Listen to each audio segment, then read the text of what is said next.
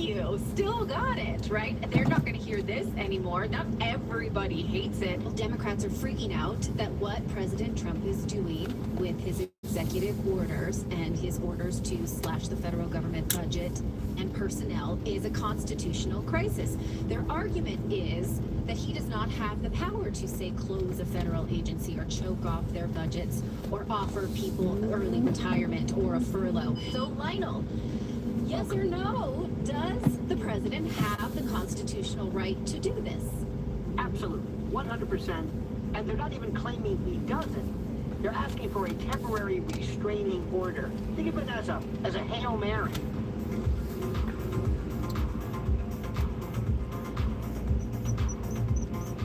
Do you think that censorship is coming from the government, from the Scottish government, from...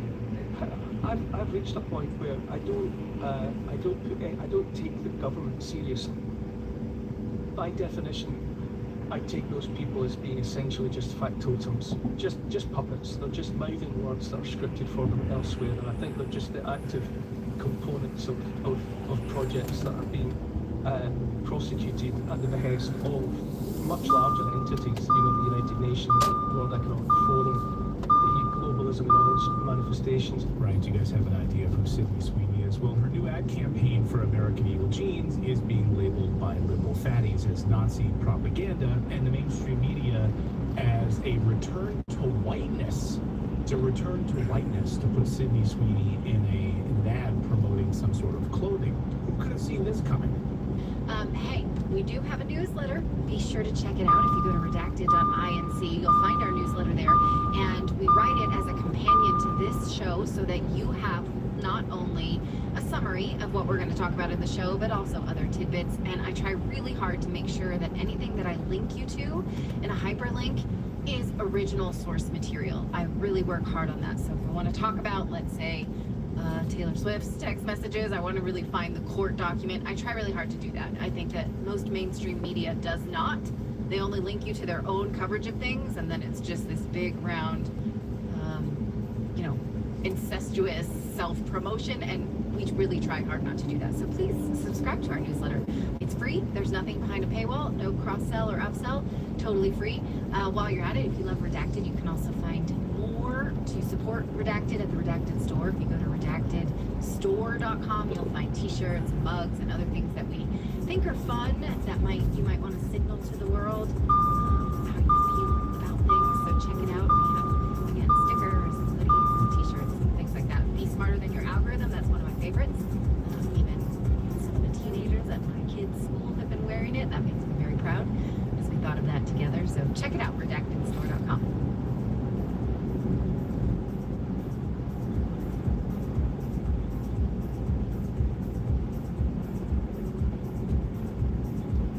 So they don't know, they didn't test, they don't seem to care, and that leaves open the window. What I get concerned about is it leaves open a window to make you take another one in 4 to 6 months. It's the strangest thing to keep taking shots every 6 months, but yet be more and more prone to having the illness the shots are supposed to prevent. The Justice Department has decided that domestic terrorism is a thing, and that people who advocate overthrow of the government are terrorists. That's terrifying. This is all Big Brother stuff. There's no such thing as domestic terrorists. What do we do about that? Isn't it something, right, just in the United States of America? I mean, our founding document is the Declaration of Independence. It's the most beautiful document ever because it says the opening doesn't even make an argument. It just says it's self-evident that there's a God and that he wants us to be free, which I love. I love not even pretending that needs to be argued. We take it as self-evident that God wants us to be free. And governments, they're just this institution that man creates to protect our freedom. And if they're not protecting our freedom, or if they're tyrannical, then we have the right and the duty to overthrow that government and replace it with a new one. So the idea that the government that was created by that document could then ever try to say that, like, the overthrowing your own government is some type of, like, just a moral sin on its face by definition is crazy. That was the whole spirit of the country, was that you overthrow a tyrannical government. I hear the same thing. I jokingly say when I return home from Washington each week, My wife greets me at the door, not with a hug or a kiss, but why the hell is Anthony Fauci not in jail yet? And so people are frustrated, but they have to understand, I don't control the judicial system. You were not allowed to deviate from the talking points. I experienced that. Right. Like, for real. No, you're not. And Perhaps you just nod along and be like, oh, okay. I mean, if you think about how ridiculous that is, you know, I had to read Mein Kampf in college, right? We still read Hitler's words to understand the move towards a final solution, understanding bloodline, all of that. It's written in his own book so you can understand where he got to with this. It's important to understand historically. I don't endorse Hitler. I don't think so. By the way, I'm with you on that, Clayton. glad we agree on that. Next week, Australia will take up consideration of their Combating Anti-Semitism, Hate, and Extremism bill in Parliament. This is one of the most draconian pieces of legislation to hit the English-speaking world. Like, let's put everything we can into this hate speech bucket. Okay, are they going completely insane in Australia? It is clear that Western governments at large are waging war on their populations and Christianity, and the people need to really gain courage and speak while they still have the right. Well, Dan Bongino is back to his day job hosting a podcast. You're wondering why we're not hearing more about this Epstein case? Can't emphasize to you enough. This Epstein thing is there's more than meets the eye. I know a lot of people want to make this thing go away. And what the hell are they hiding with Jeffrey Epstein? Why do they want to make this Jeffrey Epstein story go away so bad? Remember, Dan told all of this, though, to move on from this. He killed himself. Again, you want me to get... I've seen the whole file. He killed himself. Seen the whole file. He killed himself. So his first order of business, back now on the podcast circuit, according to him, now that he's back, is going after the independent media. Black pillars, as he calls them, grifters, and he's attacking them, not telling us the truth about the Epstein files or what it was like behind the scenes going after the January 6th pipe bomber. But Ron in our chat asks, where are the children? You know this is a very hard topic. Where are the children? 550,000 unaccompanied, yes ma'am, they're gone. 550,000 unaccompanied alien children from babies, literally just birth babies to 17 years old, cross the border, were transported through all the NGOs that you and I just talked about and sent back to the cartel members, and they're all lost. I'm telling you. How involved would the CIA be in what Kevin just talked about, this bot program, and pushing out these sort of false narratives from these like mega influencers? Right, there are entire units at the CIA that do this as their 40-hour-a-week jobs. Yeah, they would. This would be a very sophisticated program taking place at the CIA.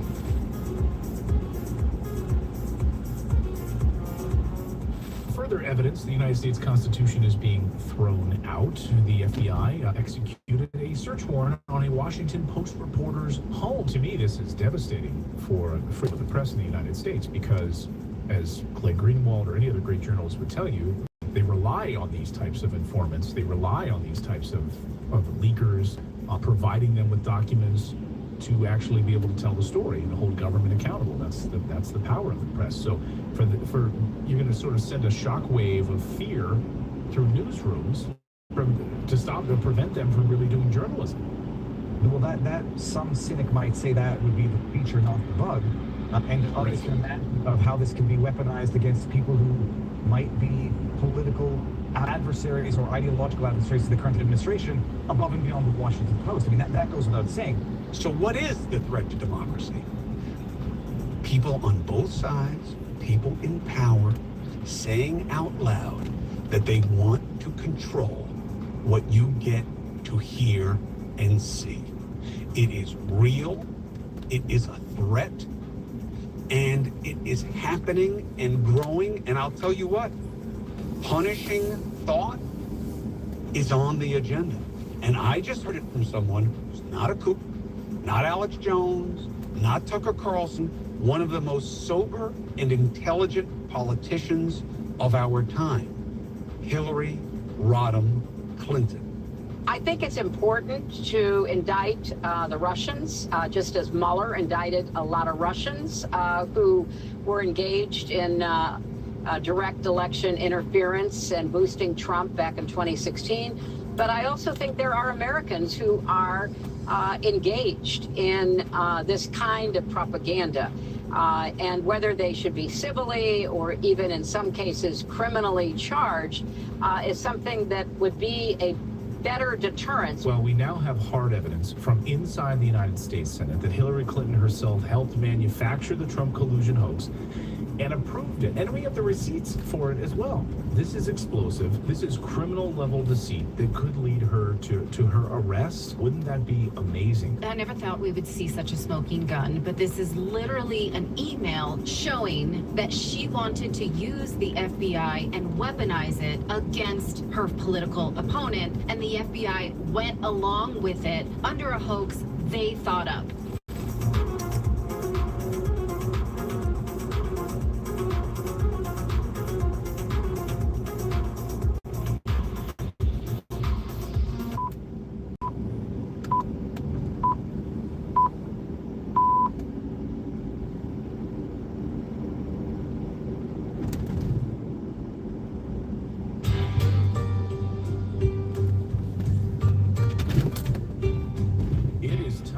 Wake up. On this show, we cover the stories the mainstream media won't touch. Live from the Rocky Mountains. Welcome to Redacted with Natalie and Clayton Morris. Are you ready? Let's get uncomfortable. Welcome in, everyone, on this Thursday to Redacted. Great to see everybody. We've got a busy show for you. We're going to look at the tunnels, the emails, and the references to the massive tunnel structure underneath Epstein Island. Also, the hidden bunker system underneath Zorro Ranch in New Mexico. Epstein's sort of sex ring traffic area underneath his homes. You know, by the way, he started all of this right after he was released from his little work release program. Barely any prison time. He's like, what? You know what? We need to go underground. We need to start building these tunnels. Once you've been indicted for prostitution, for soliciting minors for prostitution, you can't do that on the up and up. You've got to do it on the down low. I mean, you can talk to all your wealthy elite government leadership friends about it. That's better in tunnels, though. That's totally fine. On email, it's got to be just not in plain sight. So on your email, underground. Makes sense. It does. It makes sense. We're also going to talk about why is Steve Bannon all over the Epstein files? Why is he working for Epstein? What? Oh, well, this has been a question I've had for a long time, because I know Roger Stone has been all over this story for a long time, and basically says that Steve Bannon is an intelligence asset. What is actually going on here with this whole story? So we're going to have Roger Stone on the show to talk about it today. We're also going to talk about Epstein's intelligence connections, because again, we talked about this earlier in the week about Epstein being a KGB asset. Okay, again, the KGB was dissolved in the early 90s, but the media is going full bore with this, saying, oh no, he was Russian. So we're going to talk to John Kiriakou about how does that work? Why is it so stupid? The official explanation is beyond stupid. Well, I really want to ask him too, like how is he an intelligence at? Like how does that work? How does it actually work that he was Mossad, CIA, MI6, kind of running in between all of them, and operating in that way, in the SBU and all of these pieces. So John's going to be joining us today on the show. So we got a lot to get to today. Let's start with this. By the way, I did get a haircut. People are saying, Clayton, where'd your hair go? She did a little. You got high and tight. She got a little high and tight on it. So it's like, anyway. So I like it. You can see when he gets this short, you can see the grays really well. Can you see the gray zone right there? Anyway, thank you. I dig it. Girls like clean haircuts. Clean haircuts? Yeah. Instead of all these teenagers that look like broom mops right now. It's like a mess. Yeah, I don't know why young girls are not telling them, please clean that up. That's something weird. Like, what do they call them, llamas? We call them alpacas. Alpacas. In our head. Yeah. Like, if you go to the mall and every teenage boy looks like an alpaca. It's so weird. We have one. We do. All right. Thank you guys for subscribing and being here on this Thursday. Great to see you guys. By the way, we will be doing Rumble Premium later in the show today. So after our normal content, we're going to hang out and just chit chat and hang out for all of our Rumble Premium subscribers. So again, the whole show is free, but at the end of the show, we that switch, and then it'll just go to the Rumble Premium. So anyway, all right, let's get to the news. Well, another day, another round of shocking details in the Epstein documents. This time we've got more videos on how they secretly move people, little girls, materials around Epstein Island and Zorro Ranch in New Mexico. According to emails, Epstein was invited to join as a board member of Lifeboat Foundation, which specializes in building massive underground tunnels and bunkers. And according to the emails, Epstein was really kind of obsessed with building these tunnels under little St. James Island, constantly demanding work on them from till about 2 months before his arrest. So after he had gotten out from his little work release prison time, why he had such a light sentence, Congressman Massey is still hoping to get the bottom of. Like that was supposed to be a part of these Epstein document release. Why did he get such a lenient sentence? But anyway, after he gets out of prison in his little work release program, he then immediately starts building these tunnels. And it becomes kind of obsessed with building these tunnels. And right up until, of course, he was arrested finally, and then the fake suicide. But here's just an example of Peggy Siegel, a Hollywood publicist, emailing him. So people knew about these tunnels. So this is 2018. Hey, I'm in New York all week. Things to do, or come see me, he writes to her. Dearest Jeffrey, I'm so sorry I missed your birthday. The good news is you're still younger than me, but do not look like it. Just kidding. For a silver fox, you are in tip-top shape. How have you been? What's up with the Caribbean island? Is the staff still sleeping in the tunnels? Have they retrieved all the furniture out of the ocean? Did you take photos? Are you presently rebuilding it? Okay. That's not just, I mean, I just can't, a lot of times I'm like, could this be explainable in another way? No. I just don't think people have tunnels in their house. No. And then when the Lifeboat Foundation specifically is reaching out to him, asking him or inviting him to be on their board, that raises a whole other series of red flags. Here's an email. Hi, Jeffrey. Can we say yes to this? Board members have big bio pages and website links. This could be very helpful for visitors. If I get your okay, I'll set it up. Jeff, we were wondering if you'd like to join the Lifeboat Foundation Advisory Board. We just had Ray Kurzweil and Nobel laureates Daniel Kahneman, et cetera, join the board. So you would have some good company. So what is the Lifeboat Company? Well, they build bunkers. And if you go to their website, you'll see all sorts of like end of times related stuff. Like, we build bunkers for the rich and famous under there. But if you go to their website, it's kind of actually creepy. I spent quite a bit of time on there today. And like safeguard humanity. And it's all about like human survival and all of these things and visions for the future and the future of the human race and all of these things and how you can be a part of this. It seems all very weird. Like just if you go to this website, it's just very, very weird. So then we revealed inside the Epstein documents the tunnels and the trapdoor. Not sure exactly where this trapdoor is leading to inside of the island, into some sort of a water passage or something underground. We don't know exactly how you get down to these tunnels, but then over 2 hours of video released inside the Epstein files showing these underground tunnel systems. Individuals walking through the tunnel systems, filming the tunnel systems, talking about it. Presumably all underneath Epstein Island, because the beginning of the video shows the island. And then 2 hours of this type of footage, just walking beneath, walking in the corridors, walking among the tunnels, walking next to the pipes and all of those things. Now you remember, of course, some previous footage had been released with security camera footage. This was previous footage where you see like little kids in there scattered across the island in different photos, kids sitting on buckets inside of a section of the island. We're not unclear exactly where that is. Is it underground? Is it hidden in these tunnels? We don't exactly know. But it does certainly remind me of, they're not the only one. Think about like the Playboy Mansion, for instance, right? The massive tunnel structure underneath the Playboy Mansion. Like Hugh Hefner was really out in front on this. And thanks to Red Pill Drifter, by the way, for reminding me of this and posting these images. I forgot about this. And I never knew it. Yeah, and these images that would connect to, northbound tunnel to Mr. Jack Nicholson's residence, James Caan's residence, and others. So these like tunnels that went from the Playboy Mansion to these like rich and famous celebrities inside of Hollywood. So what were these tunnels being used for? I mean, what you can say is for sure is that he was obsessed with building them after he had been arrested initially. And after, of course, and he meets Steve Bannon, they start this whole like rehabilitation process, you know, to move him away from being a pedophile. And then after that, he's meeting... I mean, it sure as heck worked. We see the kind of caliber of people who he was able to keep company after being indicted and serving prison time for trafficking young girls. I mean, again, it's Bill Gates, it's 2 reporters at the New York Times, it's a laundry list, everyone in elite universities.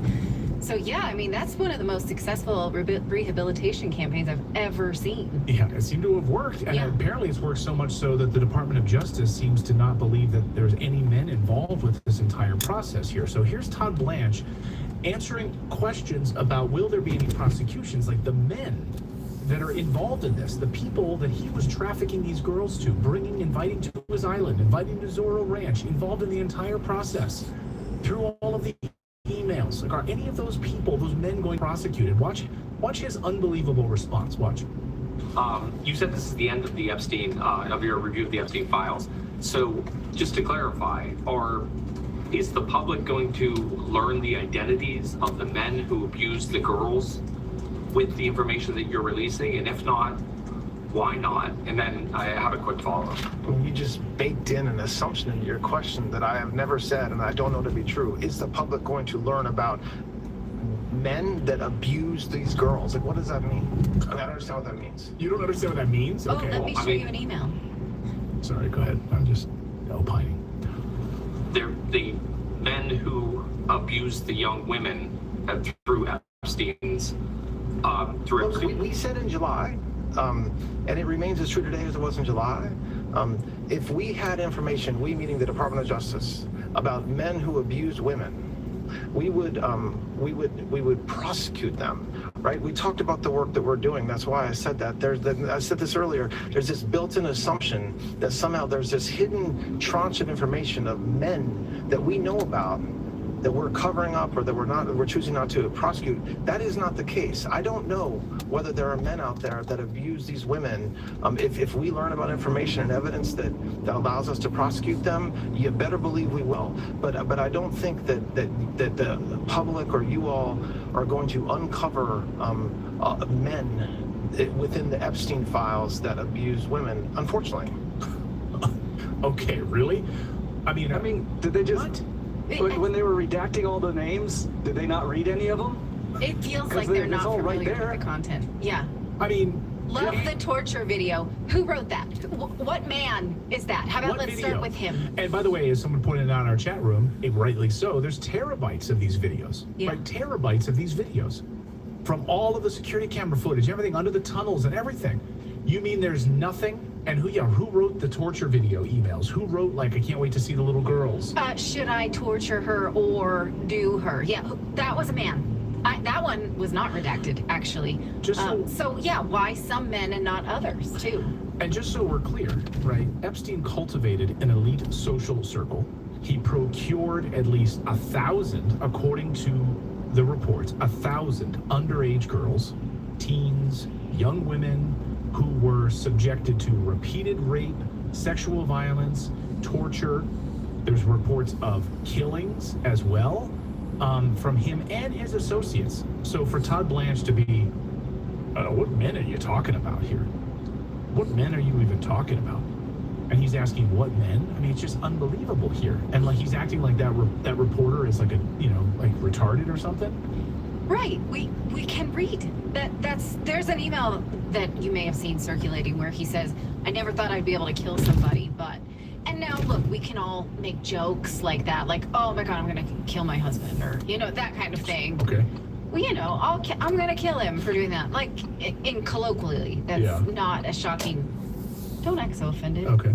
Well, I just don't know if I need to prepare for something. I absolutely have no motivation to kill my husband or desire. On the record? Yes. Okay, good. But in the context of how much violence that they have admitted to here, we don't know. So it's a valid question. Did someone die? Do you know about, did you follow up on this one, on this instance?